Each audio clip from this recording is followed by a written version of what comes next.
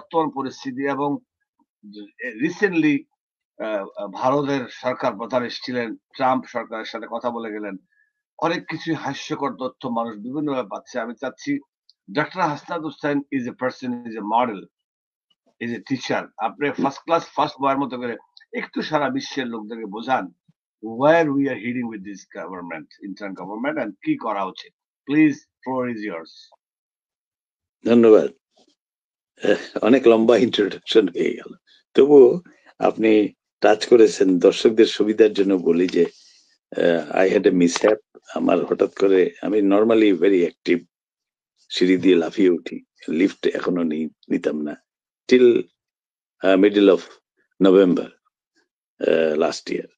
হঠাৎ করে বেদনা হয়েছে শরীরে, এক্সক্রুশিয়েটিং পেইন।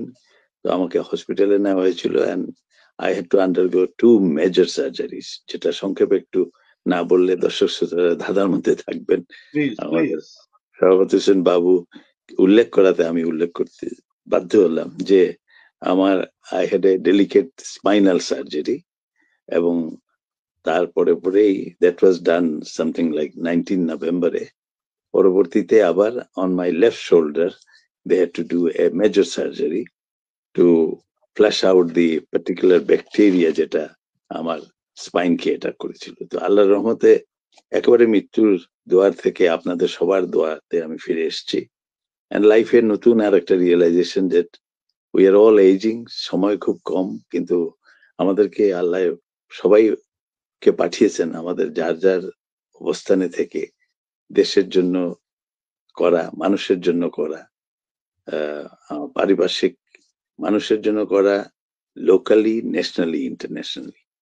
তো এই মতো তো একেবারে মৃত্যুর কাছে যে মনে হয়েছে যে আল্লাহ যখন ফিরিয়ে দিয়েছেন, সময় খুব কম, এই সময়গুলো মানুষের কাজে ব্যবহার করলেই বলে যাবে ভালো। সেই জন্য আজকে শরাফত বাবু ডেকেছেন। আমি 65 days I was in hospital। আমি একটা বই লিখছি 65 days with the NHS, national health service. কাজে ওখানে দেখেছি নার্সরা কি ডেডিকেটেড সার্ভিস, ডাক্তারদের কি dedicated service towards patients like us, অথবা আমাদের চাইতেও যারা আরো অসুস্থ পেশেন্ট ছিলেন, এগুলো আমি স্বচক্ষে দেখে এসছি। কাজে ওই প্রসঙ্গে আরেকদিন। দ্বিতীয় প্রসঙ্গ যেটা শরাফত হোসেন বাবু তুলেছেন, যে ওই সময় এই জুলাই অগাস্ট উত্তীর্ণ বাংলাদেশ, যেটা স্বাধীন বাংলাদেশ আবার আমরা পেলাম নতুন করে, তো তাতে আমাদের একটা মনে হয়েছে আমরা যখন ভয়েস ফর গ্লোবাল বাংলাদেশ করি, দ্যাট মিনস প্রবাসী বাংলাদেশের মুখপাত্র আমরা। কাজে আমরা ফিল করেছি এই নতুন ফ্যাসিজম চলে যাওয়ার পরে বাংলাদেশ সর্বাবস্থায় ভঙ্গুর অবস্থায় ছিল।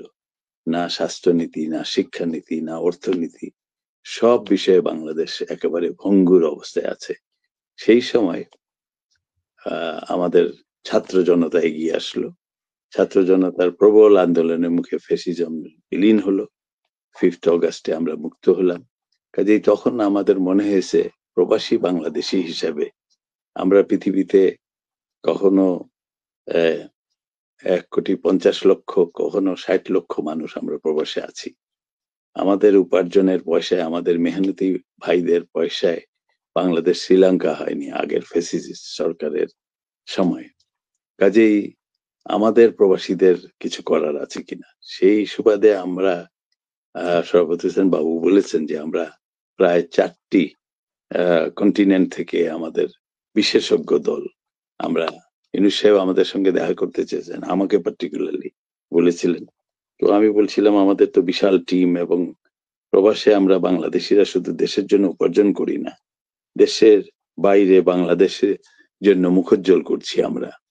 আমরা বিভিন্ন ক্ষেত্রে অবদান রাখছি। আমাদের মধ্যে ডাক্তার, ইঞ্জিনিয়ার, একাডেমিক্স, প্রফেশনাল, জাজেস সব আছেন। আমাদের ছেলেমেয়েরা ভালো করছে। কাজেই দেশের এই ক্রান্তিকালে আমরা কিছু দিতে চাই। কাজেই উনি যখন আমাদেরকে দাওয়াত করলেন, আমরা বললাম যে আমরা একটা টিম আসতে চাই। সো ইউনূস সাহেব যেটা করেন না, আমাদের পরে মনে হয়েছে, আমরা পরে বুঝেছি যে উনি একসঙ্গে এতগুলো লোককে কখনো দেখা দেননি টিল দ্যাট টাইম। উনি আমাদেরকে 5th ডিসেম্বর সময় দিয়েছিলেন, এন্ড ওনার রাষ্ট্রীয় স্টেট গেস্ট হাউস যেটা যমুনা, সেখানে আমাদেরকে ডেকেছিলেন। So we selected about 31, Sarfat Hossain Babu যেরকম বললেন, professionals from all over the world. আমাদের নাম হলো গ্লোবাল। আমরা প্রবাসীদের রিপ্রেজেন্ট করি, কাজেই আমাদের অস্ট্রেলিয়া, কানাডা, ইউএসএ, সুদূর মালয়েশিয়া, কম্বোডিয়া থেকে আমাদের রিপ্রেজেন্টেটিভস। আমাদের this organisation is an organisation of leaders, বা যারা প্রবাসে 25, 30, 35 বছর ধরে বাংলাদেশকে সেবা করেছেন, বাংলাদেশের মুখোজ্জ্বল করেছেন, বা বাংলাদেশের বিভিন্ন অ্যাসোসিয়েশনের প্রেসিডেন্ট, তাদেরকে নিয়ে আমাদের ভয়েস ফর গ্লোবাল বাংলাদেশিস। কাজেই ওনাদের মধ্যে থেকে তৎকালীন সময়ে ইউনূস সাহেবকে ভালোবেসে বা বাংলাদেশকে ভালোবেসে 31 জন বিশেষজ্ঞ, এর মধ্যে শিক্ষাবিদরা ছিলেন, কমিউনিটি লিডার্সরা ছিলেন, জাজেসরা ছিলেন, ব্যারিস্টাররা ছিলেন, পানি বিশেষজ্ঞ ছিলেন, নিউক্লিয়ার পাওয়ার প্ল্যান্ট বিশেষজ্ঞরা ছিলেন। সর্ববিষয়ে প্রায় 12টা সাবজেক্টে আমাদের 31 জন মানুষ ইউনূস সাহেবের সঙ্গে 5 ডিসেম্বর বিকেল 5টায় বসেছিলেন। That was his first meeting with প্রবাসীদের সংগঠনের সঙ্গে, 1 নম্বর। এবং এত মানুষের সঙ্গে উনি একসঙ্গে বসেননি, এটাও তার দপ্তর থেকে আমাদেরকে এশিওর করা হয়েছিল। আনফর্চুনেটলি তার আগেই আমি হসপিটালাইজ হয়ে গিয়েছিলাম, কিন্তু আমার মনে হয়েছে যে এতজন মানুষ, তারা কেউ চাকরি করেন, ছুটি নিয়েছেন, ইউনূস সাহেবের সামনে বসবেন এবং অফার করবেন যে এই বিষয়ে আমরা শিক্ষা ক্ষেত্রে আমরা করতে পারি, জুডিশিয়ারিতে আমরা হেল্প করতে পারি, আমরা ফরেন পলিসিতে হেল্প করতে পারি। বাংলাদেশের ফরেন পলিসি কি হবে? আগে ছিল নতজানু ফরেন পলিসি। ভারতের ইশারায় আমাদের সরকার চলেছে 16-17 বছর, জনগণের দুর্দশা দেখা যায়নি। কাজেই স্বাস্থ্য ক্ষেত্রে দেশের কোনো স্বাস্থ্যনীতি নাই। 10% ধনী মানুষের জন্য সব আমরা ক্লিনিক করে বসে আছি, কিন্তু আমাদের সরকারি হাসপাতাল যেগুলো, Dhaka medical college, Chittagong medical college, Khulna medical college, এখানের অবস্থা একেবারেই ভঙ্গুর অবস্থা, একেবারেই কোনো নিম্ন মধ্যবিত্তের মানুষও ওখানে চিকিৎসার জন্য যায়নি। কাজে এইরকম ভঙ্গুর অবস্থায় আমরা যখন বিদেশে, এতগুলো ডাক্তার আছেন আমাদের, জুডিশিয়ারির কথা বলতে গেলে এত বড় অন্যায় হয়ে গেছে বাংলাদেশে। হ্যাঁ, 1500-1600 স্কুল কলেজে বাচ্চাকে পয়েন্ট ব্ল্যাঙ্ক বুলেট দিয়ে হত্যা করা হয়েছে।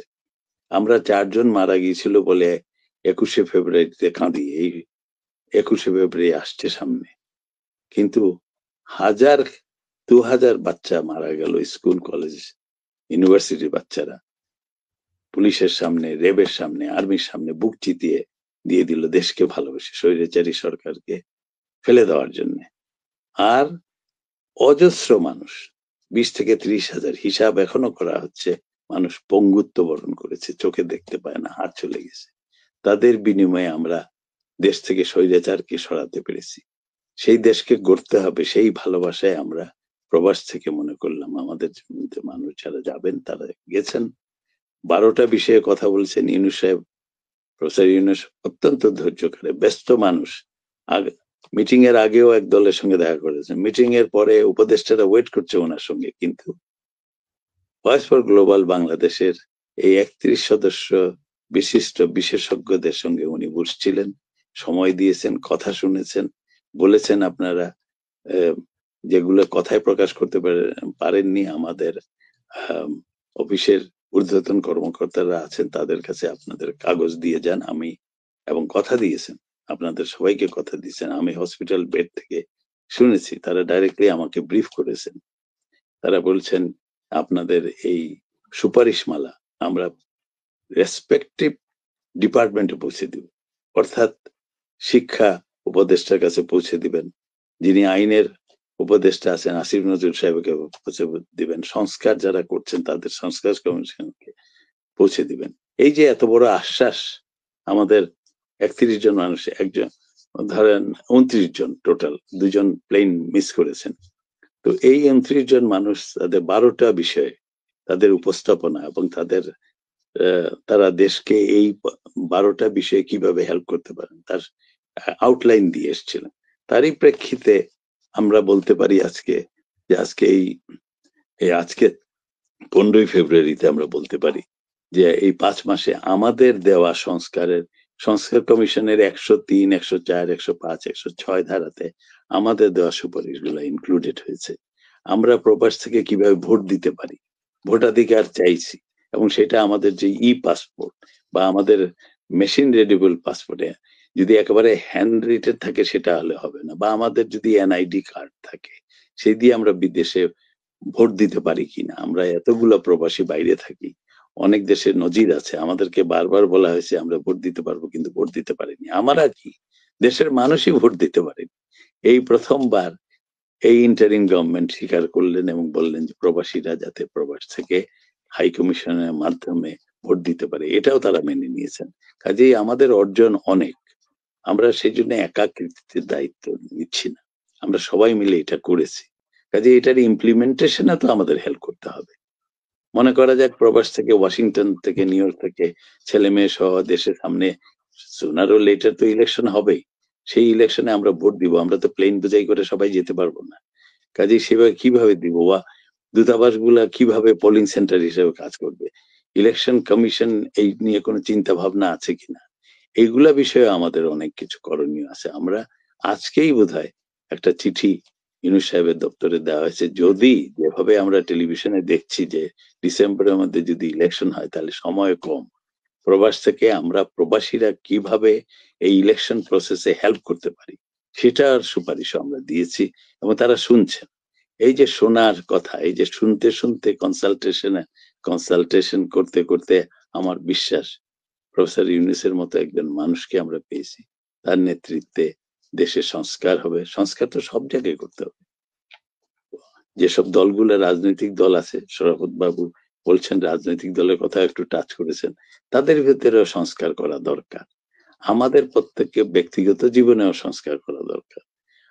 আমরা যেমন ভয়েস ফর গ্লোবাল বাংলাদেশ আমরা করেছি বেশ অনেকদিন আগে, আমাদের কাজের সাফল্যের জন্য ইউনূস সাহেব স্বীকৃতি হিসেবে তার যে বই, তিনি যেটা হাতে করে ব্যারাক ওবামার মতো মানুষ, বিল ক্লিনটনের মতো, বাইডেনের মতো মানুষকে দিয়েছেন, উনি হাতে ধরে এই 29 জন বিশেষজ্ঞের সামনে এই বইটি স্বাক্ষর করে আমাদের কাছে প্রেজেন্ট করেছেন। বলছেন proud of you, I was there in front. Yes, এটা দেবেন, এটা আমাদের জন্য অত্যন্ত গর্বের বিষয়।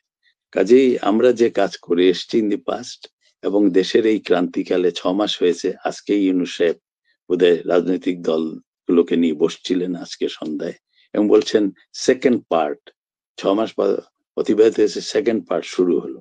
কাজে এই সেকেন্ড পার্টে সংস্কার বিষয়ক যেসব সাজেশন আসছে, পলিটিক্যাল পার্টিসরা যে ঐক্যমত গড়ে তুলবেন আশা করা যায়, সেইখানেও আমরা প্রবাসী হিসাবে আমরা কোনো ভূমিকা রাখতে পারি কিনা এইসব বলার জন্য আমরা গিয়েছিলাম। এবং বলে কথাবার্তা যেমনটি আমি বললাম, শরফত হোসেন বাবু ওই মিটিং এ ছিলেন, আমি ছিলাম না, আমি বিলেতে আটকা পড়েছিলাম, কিন্তু আমাদের 31 জন বিশেষজ্ঞ ওখানে গিয়েছেন, তারা আমাদের মুখ উজ্জ্বল করেছেন। তারা যার যার বিষয়ে, জুডিশিয়ারি বিষয়ে, আমরা দেশে অন্যায় হয়েছে আমরা আইসিটি কে কিভাবে হেল্প করবো, বিচার প্রক্রিয়াতে কিভাবে হেল্প করবো, আমাদের ডক্টর হাসনাত হোসাইন, আপনার সাথে আমরা